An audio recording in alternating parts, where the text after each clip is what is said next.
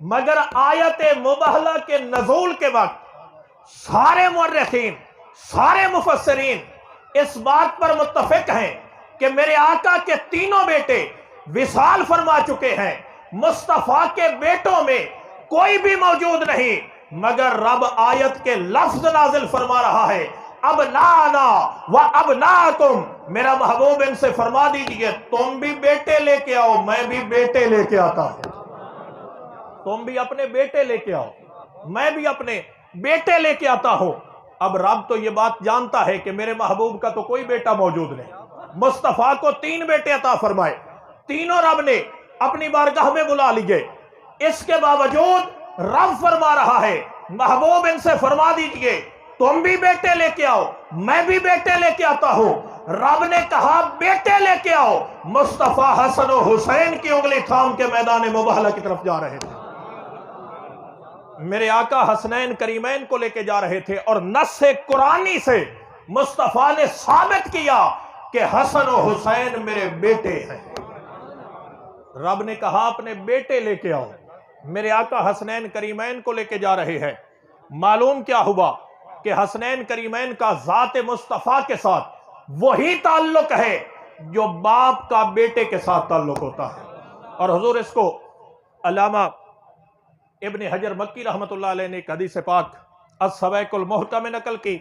फिर मजे की बात यह है कि इस हदीस को अल्लामा ज़हबी ने सियर आलाम नुबला में नकल भी किया और हदीस की तस्हीह भी फरमाई कि यह हदीस सनदन मतनन सही है। मेरे आका ने अलीउल मुर्तज़ा करमुल्लाह वजहुल करीम से मुखातिब होकर फरमाया था, ऐ अली, अल्लाह ने ये 2 बेटे मुझे अता करने थे। अल्लाह ने ये 2 बेटे मुझे अता करने थे, मेरे बेटे अल्लाह ने तुझे अता कर दिए हैं। फरमाया हसन और हुसैन मेरे बेटे थे, रब ने मुझे अता करने थे, मेरे बेटे अल्लाह ने तुझे अता कर दिए हैं। यही सबब है, आप सीरत हसनैन करीमैन की कोई किताब उठा के देखें, हर एक ने लिखा ये दोनों शहजादे सीरत और सूरत में मुस्तफा सल्लल्लाहु अलैहि वसल्लम का मजहरे कामिल थे। सर के बालों से लेके सीने तक हजरत इमाम हसन नबी पाक अलैहिस्सलाम की शबी थे, सीने से लेके पांव तक हजरत इमाम हुसैन नबी पाक अलैहिस्सलाम की शबी थे। ये दोनों शहजादे अलग अलग खड़े होते, नजर आता था ये हसन खड़े हैं, ये हुसैन खड़े हैं, दोनों मिल के आ रहे होते, यूं लगता था जैसे खुद मुस्तफा आ रहे। अहले मदीना बयान करते हैं कि हमें जब महबूब की याद सताती, हम इन दोनों शहजादों को इकट्ठा देख लेते थे। इन दोनों को इकट्ठा देखते हमें मुस्तफा का दीदार हो जाता था। रब ने फरमाया अपने बेटे लेके आओ। मेरे आका हसनैन करीमैन को लेके जा रहे हैं। हजरत सैयदना इमाम मूसा काज़िम अलैहिस्सलाम एक दिन खड़े थे हारून रशीद के दरबार में। हारून रशीद ने सवाल किया, उसने कहा कि ये क्या बात है, आप अपने आप को इब्ने रसूलुल्लाह क्यों कहलवाते हैं? हालांकि आप तो इब्ने अली हैं, इब्ने अबी तालिब कहलवाएं अपने आप को, इब्ने अब्दुल मुत्तलिब कहलवाएं, मगर इब्ने रसूलुल्लाह क्यों कहलवाते हैं? हालांकि आपका नस्ब तो महबूब अलैहिस्सलाम के साथ नहीं मिलता। सैयदना इमाम मूसा काज़िम अलैहिस्सलाम फरमाने लगे कि ये इब्ने रसूलुल्लाह का लक़ब ये हमने खुद इख्तियार नहीं किया, हमें कुरान ने मुस्तफा के बेटे कहा है। कि जब रब ने कहा अपने बेटे लेके आओ, मेरे आका हसनैन करीमैन को लेके जा रहे थे। अल्लामा इब्न कसीर ने लिखा अल बिदाया वन निहाया में, हारून रशीद खड़ा था रोज़ा अक़दस के सामने, गुंबद खजरा के सामने, सलाम पढ़ रहा है, अस्सलामु अलैका या रसूल अल्लाह, अस्सलामु अलैका या हबीब अल्लाह।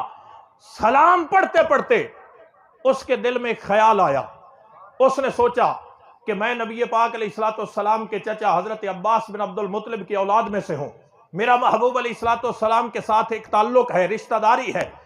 ये ख्याल आया, उसने सलाम का सीगा पढ़ा, अस्सलामु अलैका या इब्न अम, ऐ मेरे चचा के बेटे आप पर सलाम हो। महबूब को मुखातिब किया और कहने लगा ऐ मेरे चचा के बेटे आप पर सलाम हो।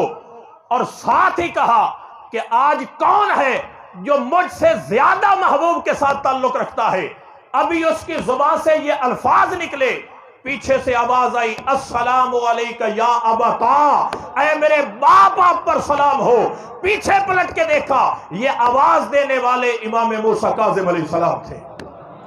फरमा रहे थे, अस्सलामु अलैका या अबता, ऐ मेरे बाप आप पर सलाम हो। हारून रशीद पशेमान हो गया, उसने कहा वाकई मुस्तफा को बाप कह के आप मुखातिब कर सकते हैं। रब ने कहा अपने बेटे लेके आओ। मेरे आका हसनैन करीमैन को लेके जा रहे हैं। आगे चलें। दूसरा लफ्ज क्या है? अल्लाह ने फरमाया व निसाना व निसाकुम, ऐ महबूब इनसे फरमा दीजिए तुम भी अपनी औरतें लेके आओ, हम भी अपनी औरतें लेके आते हैं।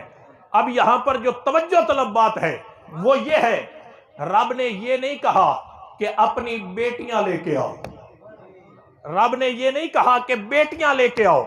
लफ्ज क्या है?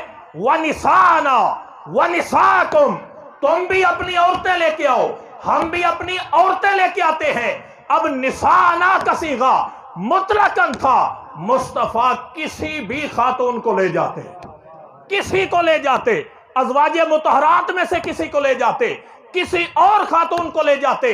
ये निसाना के जुमरे में सारी आती थी, किसी को ले जाते। रब ने कहा निसाना, औरतें लेके आओ। इख्तियार मुस्तफा को दिया, मेरा महबूब जिस औरत को मर्जी चाहे तो लेके आओ, जिस खातून को चाहे।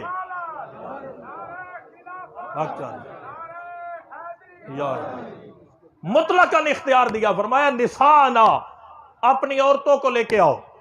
अब निसाना में कोई भी आ सकती थी, मगर मुस्तफा ने सारी कायनात की औरतों की नुमाइंदगी के लिए मखदूमा कौनैन सैयदा निसाउल आलमीन, खातून कयामत, राहते कल्ब मुस्तफा, जीनते बैत मुर्तजा, सैयदा फातिमा तो ज़हरा सलामुल्लाह अलैहा को लेके जा रहे हैं। सारी कायनात की औरतों की नुमाइंदगी के लिए मखदूमा कौनैन को लेके जा रहे हैं। और कौन? फातिमा, जिसका मकाम बारगाह मुस्तफा में यह है। सैयदना फारूक आजम रजी अल्लाह ताला अन्हु बयान फरमाते हैं कि हम में से कोई भी बारगाह महबूब अलैहिस्सलाम में हाजिर होता, किसी भी सहाबी को मुस्तफा से शर्फ हम कलामी नसीब होता, हर सहाबी अपनी गुफ्तगू का आगाज एक जुमले से करता था। वो जुमला क्या था? हर सहाबी कहता था, फिदा का अबी व उम्मी या रसूल अल्लाह सल्लल्लाहु अलैहि वसल्लम, या रसूलल्लाह मेरे माँ बाप आप पर कुर्बान हो। मतलब इसका क्या है? ये अरबी जुबान का मुहावरा है। मतलब इसका यह है कि या रसूलल्लाह सल्लल्लाहु अलैहि वसल्लम, कभी ऐसा वक्त आ जाए, एक तरफ मेरे वालिदैन खड़े हो, एक तरफ आपकी जात हो, और इन दोनों में से मुझे किसी एक का दामन थामना पड़े, या रसूलल्लाह मैं वालिदैन को छोड़ सकता हूं, आपकी जात को नहीं छोड़ सकता। हजरत उमर फरमाते हैं, हम सारे के सारे बारगाह मुस्तफा में जाके कहते थे, फिदा का अबी व उम्मी या रसूल अल्लाह, या रसूलल्लाह हमारे माँ बाप आप पर कुर्बान हो। और फरमाते हैं सैयदा कायनात बारगाह महबूब में हाजिर होती, मेरे आका खड़े हो जाते, खड़े होके शहजादी कौनैन का इस्तकबाल फरमाते और माथा चूम के मुस्तफा फरमाते थे, फिदा के अबी व उम्मी या फातिमा, फातिमा मेरे माँ बाप तुझ पर कुर्बान हो, फातिमा मेरे माँ बाप तुझ पर कुर्बान हो। मेरे आका सैयदा कायनात से फरमाते कि फातिमा मेरे माँ बाप तुझ पर कुर्बान हो। ये मकाम है सैयदा कायनात का। और हुजूर सुनन नसाई में जहाँ ये हदीस पाक आई है कि हजरत सैयदा कायनात हाजिर होती, महबूब अलैहिस्सलाम खड़े हो जाते, खड़े होकर सैयदा कायनात का इस्तकबाल फरमाते। सुनन नसाई में ये जहाँ हदीस पाक आई है, वहां एक बड़ा खास नुक्ता है। कई दफा इस हदीस को पढ़ा सुनाया, लेकिन इस लफ्ज की तरफ तवज्जो नहीं गई। एक बड़ा खास लफ्ज इस्तेमाल हुआ। हजूर चूंकि शेखुल हदीस है, ये इस बात को समझते हैं, इन्होंने तो उस मकाम को देखा होगा। ये आपको सुनाने के लिए अरबी जुबान में खड़े होने को कहते हैं कामा। कामा खड़ा हुआ वो एक शख्स, इसी से लफ्ज कयाम निकला है। अच्छा, किसी के इस्तकबाल के लिए खड़ा होना, मसलन हजूर तशरीफ लाएं, मजलिस में आप सारे खड़े हो जाएं, तो इसके लिए अगर आने वाला मर्द हो तो लफ्ज आता है कामा लहू, कि वो खड़ा हुआ उस एक मर्द के लिए। अगर आने वाली खातून हो तो लफ्ज आता है कामा लहा, कि वो खड़ा हुआ उस एक खातून के लिए। अब अगर मेरे सामने पड़ी होती नसाई शरीफ में आपको खोल के दिखाता, लफ्ज तो होना चाहिए था कामा लहा, कि सैयदाए कायनात आती, महबूब खड़े हो जाते, मगर नसाई शरीफ में यह लफ्ज नहीं है। यह लफ्ज नहीं है। लफ्ज क्या आया है? लफ्ज आया है कामा इलैहा, कि मुस्तफा सिर्फ खड़े नहीं होते थे, आगे चल के सैयदाए कायनात का इस्तकबाल फरमाते थे। या रसूल,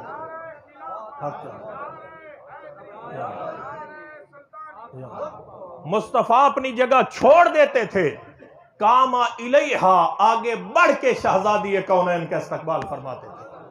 और जहां महबूब खुद तशरीफ फरमा होते, मेरे आका हाथ पकड़ के सैयदाए कायनात को वहां बिठा देते थे। हजरत अबू हुरैरा रज़ी अल्लाह ताला अन्हु रावी है, कयामत का दिन होगा और सारी तारीख इंसानियत में आदम अलैहिस्सलाम से लेके कयामत के दिन फौत होने वाले इंसान तक, पूरी तारीख इंसानियत में यह शर्फ फकत सैयदाए कायनात सलाम